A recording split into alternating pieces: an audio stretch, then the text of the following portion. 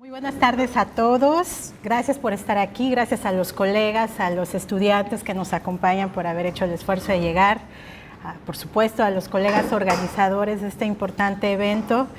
Y bueno, me voy a permitir dar lectura al documento que preparé para acotarme a los tiempos. La posibilidad de participar en este coloquio me dio la oportunidad de reflexionar de manera retrospectiva sobre el trabajo que he realizado con población afrodescendiente en México.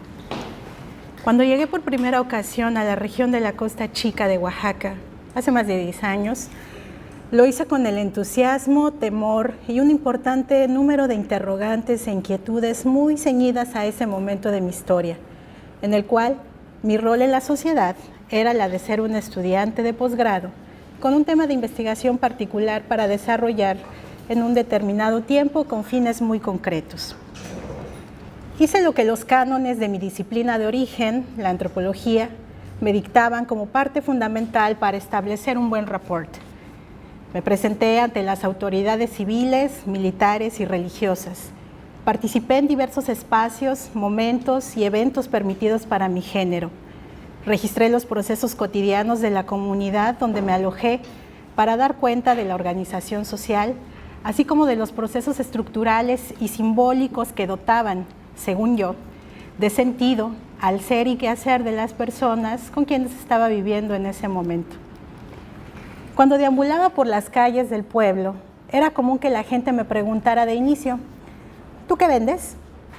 Y entonces yo, muy contenta por la interpelación y rauda a despejar todo tipo de dudas sobre mi presencia en aquella zona, explicaba que no vendía nada, que en realidad estaba realizando una investigación para mis estudios de maestría sobre la historia del pueblo y que me gustaría platicar con más profundidad sobre el tema si era posible. La mayoría de las veces, las personas accedían a conversar y compartir conmigo sus historias, experiencias, festividades y opiniones sobre asuntos muy diversos. Así, empecé a generar redes de conocidos que con el paso del tiempo se volvieron entrañables amigos y en algunos casos mis parientes rituales. Con el transcurrir de los años, mis estancias se ampliaron hacia otras comunidades de la región de la Costa Chica, ya no solo de Oaxaca, sino también de Guerrero. Y no fue sino hasta muy recientemente que reparé en un hecho. Invariablemente la pregunta que me hacían en los pueblos que visitaba era la misma: ¿tú qué vendes? No reparé en ella, sino hasta después de revisar muchas de mis libretas de campo. Por alguna razón, yo había escrito solo esta interrogante de manera aislada en algunas hojas, pero era muy frecuente. Eso despertó mi curiosidad, por lo cual decidí que en mi siguiente estancia preguntaría el motivo por el que me lo preguntaban.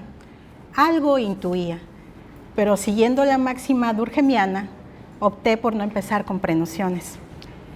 Con esta tarea en mente, regresé una vez más a la región. Visitaría un pueblo al que no había ido hasta ese momento, pero seguiría con mis estancias en las localidades que ya conocía. Cuando comenté que quería visitar este nuevo pueblo en cuestión, una de mis conocidas se ofreció a acompañarme. Me dijo que aprovecharía para visitar la iglesia. Dicho lo cual, emprendimos camino. Buscamos a la autoridad civil en turno, a quien le comenté grosso modo que yo soy antropóloga y que realizo investigación sobre los pueblos de la costa. Después de unos minutos de intercambio y sugerencias emitidas por el señor agente municipal, iniciamos un recorrido por el pueblo y allí, una vez más, escuché la pregunta: ¿qué vendes? Y entonces mi acompañante rápidamente respondió: no, ella no vende, ella no trae servilletas ni bordados. Y claro, a partir de ese momento aproveché para preguntar sobre esa respuesta. Entonces mi conocida me dijo: mira, manita, no es para que te enojes, pero es que tú tienes cara de india y como vas caminando por ahí nomás, luego pensamos que eres de las mixtequitas que andan vendiendo blusitas o las servilletas que hacen allí en Huaxpala, que es la contracción de un pueblo llamado Huaxpaltepec. Por supuesto que la respuesta me pareció fascinante. Hasta ese momento, poco había reparado en la percepción que la gente se hacía de mí y sobre todo las implicaciones de mi apariencia física. Con esto en mente, decidí seguir preguntando a todos aquellos con quienes ya tenía tiempo de interactuar cuál había sido su opinión respecto a mí cuando recién nos conocimos, y me encontré con información valiosa. Resulta que no solo creían que era comerciante, también me enteré que se pensaba que yo era una religiosa porque iba a las festividades patronales, o una hermana, es decir, una practicante de un credo distinto al católico, porque de pronto me veían platicando con personas de estas adscripciones religiosas, o que era una docente, pero de Oaxaca, me aclaraban, no de otro estado de la República, una enfermera o quizá una trabajadora de alguna dependencia de gobierno que iba a llevar lo que en la región se conoce como apoyos. En ese mar de posibilidades, me manifestaron que también hubo dudas sobre si realmente yo estaría diciendo la verdad. ¿Será cierto que viene de México, de la Ciudad de México? ¿Será cierto que viene de la Universidad Nacional? ¿Por qué dudaban? Pregunté. Es que los que vienen de México son más blancos, o a veces vienen gringos, que algunos de esos sí son negros, me dijeron. Evidentemente, para mí esto fue muy interesante, sobre todo porque una de las primeras cosas que registré en mis trabajos de campo fue la importancia de las relaciones interétnicas para entender la dinámica social que se desarrolla en la región. Pude registrar los estigmas, estereotipos y prácticas racistas y de exclusión entre afrodescendientes, indígenas y mestizos. Pero como sucede en muchos casos, me sentía ajena a esa realidad. Yo no me asumía como una persona en la cual podrían caer también estereotipos y prejuicios. Pero no desesperen, estimados colegas y personas que me escuchan. No se trata en esta ocasión de tener una introspección posmoderna. Solo comentar que es a partir de ese momento cuando empecé a prestar mayor atención a la importancia de las prácticas y discursos racistas en la zona, ante las cuales no había estado tan atenta. Para cerrar con esta experiencia, otro dato llamó mi atención y fue el relacionado a los cambios en el trato hacia mí. Me dijeron muchas personas, más de las que yo hubiese creído, que fue a partir del momento en que llevé los documentos que escribí, cuando las dudas se despejaron. Estaba claro que yo era una persona que escribe, y los que escriben son los que saben, los que van a la escuela, y que debido a que van a la escuela, saben hablar con el gobierno. Entendí por qué después de un tiempo, algunos padres de familia me ponían a platicar con sus hijos jóvenes y adolescentes para que yo les explicara la importancia de ir a la escuela y estudiar una carrera. Algunos profesores empezaron a invitarme a sus clases para que yo les dijera a los niños qué era estudiar un doctorado. Recuerdo una frase magnífica de un docente de 6º año de primaria que me sentó frente a sus alumnos y les dijo: porque así como la ven, ella tiene un doctorado. Escuchen para que sepan qué es eso y que sí se puede salir adelante en la vida. En otros casos, me pedían ayuda para redactar oficios, orientar sobre qué dependencias gubernamentales se especializaban en determinada materia de interés y su ubicación. Y así, una serie de actividades más, todas relacionadas con mi conocimiento, mis nociones y noticias sobre la vida en la ciudad. De pronto me di cuenta que yo contaba con ese capital, que me posicionaba en una situación muy distinta. De ahí que me interese compartir con ustedes la importancia de considerar la problematización etnográfica del poder en el contexto de las relaciones interétnicas para el estudio del racismo. El tema de las relaciones interétnicas es inmanente a la discusión antropológica, toda vez que la alteridad y las repercusiones que tiene la interacción constante entre las diferencias es el eje en torno al cual se articulan nuestros fundamentos disciplinares. Además, el contacto interétnico, referenciaba Roberto Cardoso de Oliveira, es uno de los fenómenos más comunes en el mundo moderno. En este sentido, los debates en torno a la identidad, las fronteras étnicas, los grupos étnicos y la diversidad han tenido un papel protagónico como conceptos centrales para nuestras pesquisas desde la ciencia antropológica en el contexto de la globalidad contemporánea. Para el caso mexicano, el tema cobró una relevancia significativa en el marco de la política indigenista y el proceso de construcción del Estado-Nación. Los pueblos indígenas fueron el principal referente de alteridad y razón de Estado. A la par, el desarrollo de las investigaciones daba cuenta de las asimetrías existentes entre los diversos grupos étnicos y sociales en continua interacción, por lo que es posible advertir que el tema del poder es consustancial a las relaciones interétnicas, ya que la disputa por los recursos naturales, simbólicos, territoriales, generan procesos que derivan en inequidades para su acceso y, por ende, en fenómenos de exclusión, basado a su vez en estigmas y prejuicios asociados a la pertinencia cultural. En este sentido, retomo una reflexión de Federico Navarrete, quien refiere que para definir las relaciones interétnicas, y cito, es necesario aclarar, en primer lugar, que son siempre relaciones sociales de poder, es decir, que son relaciones de dominación política, de control social y de explotación económica. Ahora bien, si aceptamos que las relaciones interétnicas son a la vez políticas, sociales y económicas, queda por definir qué las distingue de las otras relaciones de este tipo. La distinción no reside en el tipo de relación que establecen, sino en los sujetos que definen, es decir, los grupos y categorías étnicas. En efecto, las relaciones interétnicas se basan en una distinción cultural e identitaria entre las personas o grupos que participan de ella. De esta manera, es posible argumentar que el poder, así como el manejo y el control de recursos, constituyen los ejes que dinamizan la dinámica interétnica y, por tanto, las relaciones que están bajo la tríada referida solo adquieren el carácter étnico cuando apelan a nociones de identificación grupal que funcionan como marcadores de alteridad o fronteras. Considerar entonces el carácter conflictivo de las relaciones interétnicas nos implica retos metodológicos que es importante clarificar. En este sentido, considero vigente el modelo propuesto por Cardoso de Oliveira, quien consideraba que la comprensión de las relaciones interétnicas solo es posible si las integramos dentro de un sistema social interétnico que las condiciona, determinado por su propia estructura y por su desarrollo. Y en segundo lugar, que ese sistema interétnico constituido por procesos de articulación étnica no puede dejar de referirse a procesos de articulación social de otro tipo, como los que relacionan a otros sectores de la sociedad global, ya sean los interregionales, los interclase o aún aquellos que vinculan a los sectores rural y urbano. Desde mi perspectiva, esta orientación metodológica tiene la virtud de integrar distintos niveles de análisis para explicar las tensiones e incluso contradicciones que pueden presentarse en el sistema interétnico, donde no solo figuran las relaciones cotidianas entre dos o más culturas, sino también las incidencias del Estado-nación a través de sus políticas institucionales o los procesos de desequilibrios al interior de una sociedad y cultura por diferencias de clase. Aunado a esto, la configuración del sistema social también nos permite superar las visiones dicotómicas que por lo regular suelen referirse en los estudios de relaciones interétnicas, ya que comúnmente son las asimetrías que surgen del contacto entre blancos, o mestizos en algunos casos, e indígenas, las que se ponderan. Sin embargo, poco se ha considerado a las poblaciones de origen africano en el estudio de las relaciones interétnicas en nuestro país.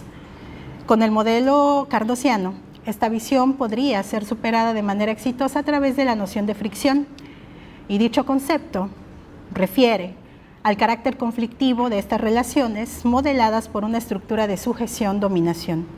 Significa que las unidades étnicas en contacto guardan relaciones de contradicción en el sentido de que la misma existencia de una de las unidades niega la existencia de la otra, por lo inconciliable de sus posturas en el interior del sistema interétnico. Como señalé, para el abordaje de la dinámica interétnica con poblaciones afrodescendientes, me parece atinado recuperar estas directrices, ya que las formas de interacción entre personas indígenas y personas de origen africano tienen matices particulares que no necesariamente son similares a sus relaciones con el sector blanco o mestizo de las regiones que habitan. Sin embargo, es necesario señalar que si bien la fricción existe, esto no necesariamente quiere decir que las interacciones son inconciliables. El sistema de relaciones interétnicas de este caso sí provee alternativas que permiten superar las fricciones a través del parentesco ritual, por ejemplo, generado por diversos medios. Por otro lado, me parece también importante seguir el planteamiento de las condiciones estructurales que permiten el desarrollo de las relaciones entre culturas, como refiere este modelo. Considero que esto obliga a conocer con mayor profundidad los aspectos históricos. De esta forma, es posible articular el pasado y presente para entender la casuística que motiva determinadas formas de interacción, Para el caso que nos ocupa, es necesario entonces conocer detalles de la presencia de los afrodescendientes en la región y cómo se fue asentando a lo largo de los años como un referente de alteridad para los indígenas, y asimismo, que su presencia fuese también negada de forma sistemática. Al integrar a las poblaciones afrodescendientes en el estudio de la dinámica interétnica, es posible combatir la invisibilidad de la que han sido objeto. Dicha invisibilidad coincide con la argumentación aceptada de una paulatina asimilación al mestizaje mexicano. Durante varios años se dio por válida esta tesis de su integración a la nación. Sin embargo, como sabemos, desde los últimos años contamos con trabajos que nos hablan de sus aportaciones, así como un proceso de continuidad histórica que perdura hasta nuestros días en diversos puntos geográficos de la República Mexicana, y la manera en que han creado y recreado instituciones, formas de organización social que les dota de referentes identitarios concretos y que entran en contradicción con la noción de que son un grupo social asimilado. Ahora bien, en este contexto es importante referir qué se entiende como poder, o mejor dicho, como relaciones de poder.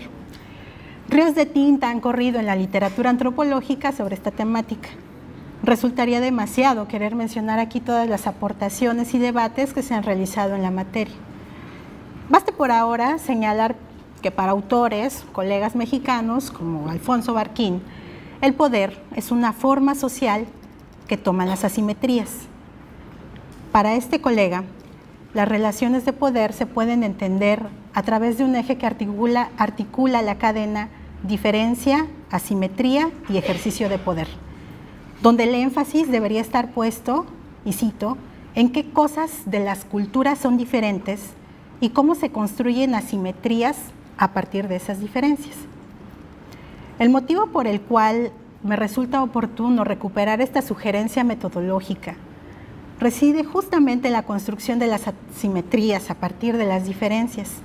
En la región de la Costa Chica, las relaciones entre los afrodescendientes, indígenas y mestizos son asimétricas, y el peso de las diferencias fundamentadas en un proceso de racialización tienen un peso mayúsculo en las formas de interacción. Pero la racialización también opera con la variable de clase y condición económica. Con este modelo operativo en la mente, regresé en múltiples ocasiones a campo. Y todas esas ocasiones se presentaban otros aspectos que era importante integrar al modelo de acuerdo a la realidad que me tocaba enfrentar. El discurso sobre las diferencias por el biotipo de las personas tiene un papel operacional sustantivo, sobre todo el relacionado con el color de la piel y el cabello, por citar un par de elementos. En torno a estos últimos se articula todo un discurso de diferenciación, de aceptación y rechazo, que se sustenta en ideas muy concretas, que a su vez se internalizan por diversos procesos de socialización a lo largo de la vida de las personas en colectividad.